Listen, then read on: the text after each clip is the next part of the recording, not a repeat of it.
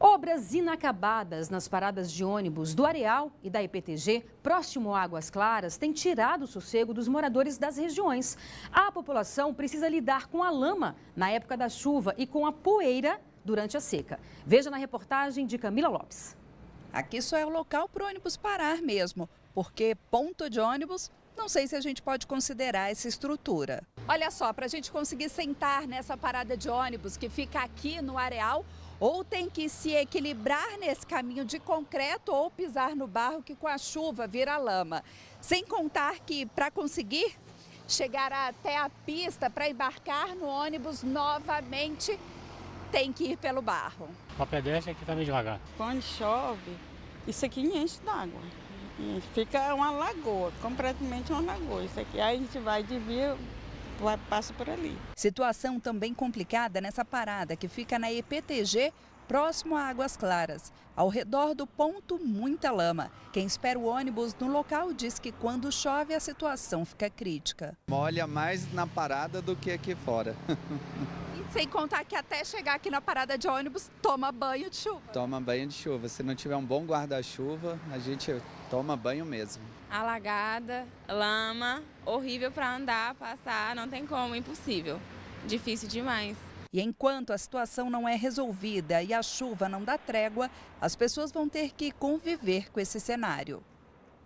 Tristeza, né? E em nota, o DFTrans disse que os pontos de ônibus do Areal, citados aí na reportagem que você viu, estão dentro do cronograma das obras e a previsão é de que seja entregue em dezembro. Já o abrigo da IPTG é de responsabilidade da Secretaria de Mobilidade, que ainda não respondeu à nossa produção. E aqui ao meu lado, Cláudio Humberto. Boa tarde, Cláudio. Olá, Renata. Que situação, né? Quando é seca é uma poeira, quando é chuva é isso que a gente viu aí. Isso é coisa de administração pública imprevidente, não é, Thaís? Não é, Renata? Porque se você for olhar direitinho, assim, nós acabamos de passar por um longo período de seca. Por que que esses sujeitos não fazem a obra nessa época do ano, quando, evidentemente, a obra corre mais rapidamente e também não há problemas de lamaçal, etc, etc, né? Mas o desleixo, o descaso, o deboche com relação à população é tamanho que vocês viram ali na imagem, né? Você viu a obra porca da parada de ônibus. Custava nada já fazer o aterramento, fazer aquela calçadinha ali, mas não, aquilo ali fica indefinidamente. Aquilo ali só vai ser aprontado em dezembro, em 2 meses. É muito tempo, né? Eu me lembro de uma parada de ônibus ali no início da L2 Sul, pela qual eu passava todos os dias, eu ficava observando. Foram meses a fio, uma parada muito semelhante a essa. Meses para fazer uma obra tão tola, tão boba, tão pequena, que pode ser feita em 1, 2 dias apenas. É vergonhoso. É muito descaso, é verdade. E olha, para pagar as dívidas, o Hotel Nacional de Brasília vai ser leiloado. Considerado patrimônio histórico da capital, o hotel terá lances a partir de 129 milhões de reais. O hotel foi criado em 21 de abril de 1961, um ano após a inauguração de Brasília. Ele fica próximo ao Eixo Monumental, uma das pistas mais importantes do Distrito Federal. O Hotel Nacional já recebeu políticos, diplomatas e celebridades. A Rainha Elizabeth e o Príncipe Philip se hospedaram nele durante a visita ao Brasil.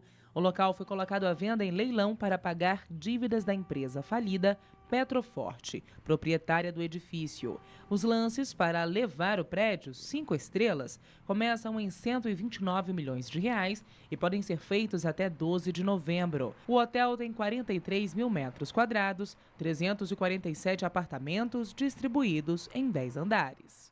Cláudio, quanta história carrega esse hotel, né? É verdade, muita história. Aliás, se essas paredes falassem, talvez a história do Brasil fosse contada de forma diferente, né? Mas o hotel é uma beleza, né? Tem um hall de entrada magnífico, tem apartamentos muito confortáveis, talvez dos melhores da hotelaria de Brasília. Tem restaurantes, piscina, um bar muito simpático que foi reformado, inclusive, algumas vezes, e a última delas de maneira que agradou muita gente. Enfim, é um hotel daqueles para Brasília proteger, né? Esse leilão certamente indicará o grupo que vai administrar o hotel e mantendo na condição de hotel, né? Porque não é possível a gente perder algo que está, inclusive, dentro do que foi tombado pelo patrimônio histórico, né?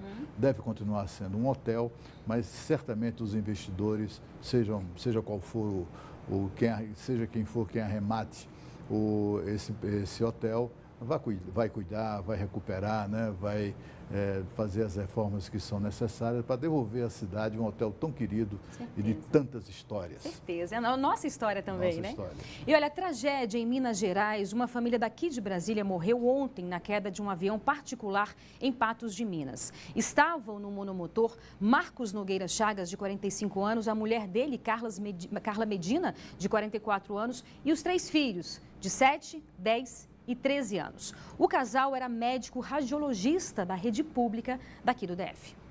A aeronave ficou destruída. O avião era ocupado por 5 pessoas. O casal de médicos radiologistas, Marcos Nogueira Chagas, de 45 anos, e Carla Giannini Pereira Medina, de 44 anos, além do filho, de 13 anos, e das 2 filhas, de 7 e 10 anos.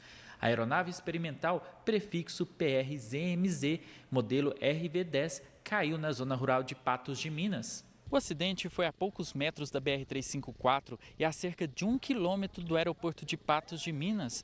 A suspeita é que a aeronave tenha se aproximado da pista de pouso para fazer um pouso de emergência. Porém, segundo os funcionários do aeroporto, não houve nenhum tipo de comunicação via rádio do piloto com o aeroporto.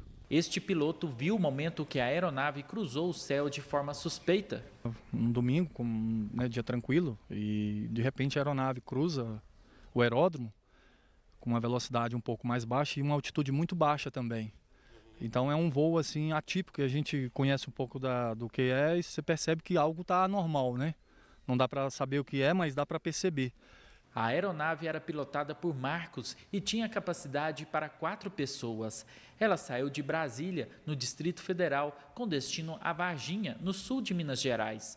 Para Edivar, a aeronave desviou do trajeto e tentou um pouso de emergência em Patos de Minas. A impressão era que ele estava numa situação de pânico, a gente chama, algo anormal, né, dentro da aeronave, e ele estava procurando uma forma de pouso, mas devido a alguma situação ali que na cabine a gente não sabe e aqui a gente não pode também querer avaliar, estava algo muito delicado, né? Então ele não conseguiu com êxito esse pouso. A investigação sobre a queda da aeronave será feita pelo CENIPA, Centro de Investigação e Prevenção de Acidentes Aeronáuticos, e contará com o apoio da Polícia Civil. A CENIPA é o órgão responsável por esse tipo de acidente, né? A Polícia Civil colabora com o órgão e para a liberação dos corpos também, né? A Polícia Civil, esses corpos vão ser levados para o IML da Polícia Civil e lá vão ser feitos todos os procedimentos para a liberação mais rápida para os familiares. O Corpo de Bombeiros esteve no local para a retirada dos corpos, que ficaram presos às ferragens. Uma situação bastante complicada, né? Onde as vítimas estavam presas nas ferragens. Foram constatado tratar de 5 vítimas, 2 adultos, 3 crianças, sendo as crianças 2 do sexo feminino e 1 do sexo masculino. Que triste, né?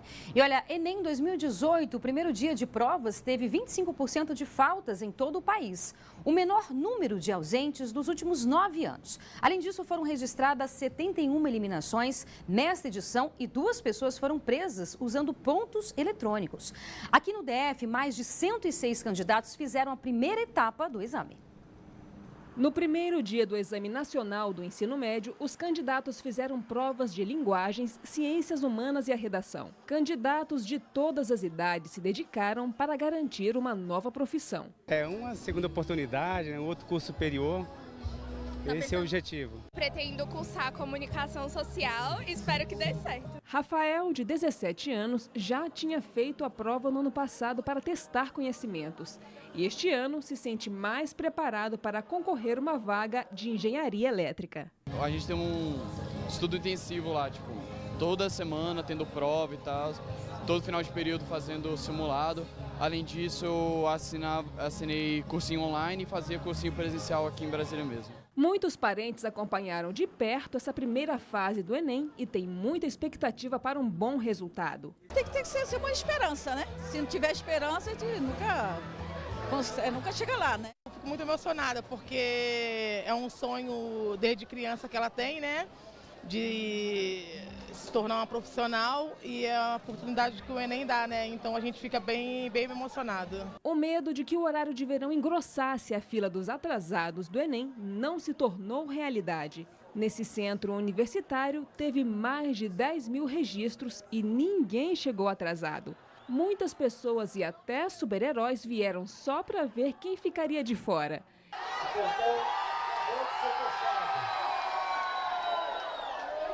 Após o início das provas, o ministro da Segurança Pública, Raul Jungmann, falou que, apesar de algumas ocorrências pelo Brasil, nenhuma interferiu no andamento das provas. Disse ainda que, se alguém se sentiu prejudicado, pode entrar com um pedido, que haverá investigação nos casos. Aqueles que se sentirem prejudicados devem procurar a polícia e a justiça. E no caso de ser um crime federal, evidentemente que a Polícia Federal tomará as providências. Lembrando, mais uma vez, não há anonimato em rede social. Não cometam irresponsabilidade em rede social. E a seguir começa hoje a transição do governo do presidente eleito Jair Bolsonaro. Os detalhes chegando ao vivo daqui a pouco. Não saia daí, eu espero você.